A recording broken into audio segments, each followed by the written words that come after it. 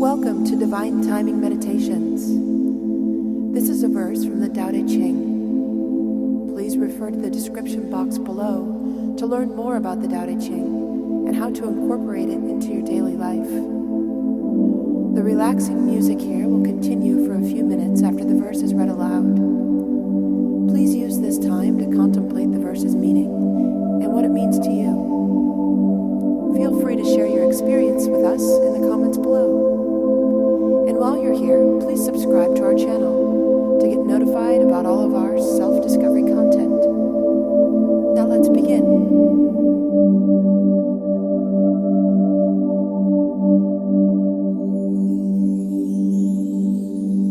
Verse 72 of 81, Tao Te Ching. If people do not dread your majesty, a greater dread will yet descend on them. See then you do not cramp their dwelling place or immolate their children or their stock, nor anger them by your own angry ways. It is the wise man's way to know himself, and never to reveal his inward thoughts. He loves himself, but so is not set up.